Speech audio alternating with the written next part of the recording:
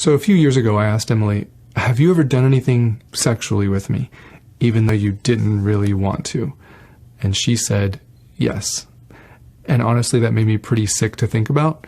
And the reason I bring that up is because I think this is far more common than some men realize. So today, I just wanted to remind all of us, especially men, do a better job than I did at making sure she knows you wouldn't want her doing anything sexually that she wasn't truly comfortable with. Because even though she admitted that those times were few and it was completely consensual and she didn't feel pressured, but she did it anyways. And maybe I'm wrong, but I feel like there's a lot of women that have been taught and conditioned to believe that love equals sacrifice in those areas, right? Love means doing things you're not comfortable with, even sexually. And I don't know about you, but for me, I wanted Emily to know that consent means we both want to do this. I wanted her to know that I care about her feelings surrounding sex. I care about her pleasure. I care about what turns her on. I care about your stress. I care about you not feeling pressured. And I care about your consent. Because consent doesn't stop when we're married, right? I'm not entitled to her body.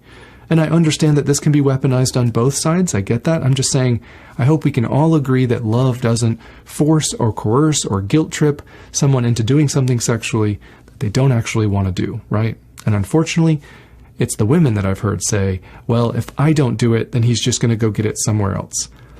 And that's not love. That's self-centeredness and control. So I'm just challenging all of us men to remind our partners we want them to feel safe. We want them to feel respected and valued. Say that out loud. But what that requires is honesty and transparency around if she's ever felt pressured or not. It means helping her to reject any mindset where she feels like she has to sacrifice her pleasure or abandon her boundaries in order to feel close to us. Because I don't believe that you ever want her to feel that way.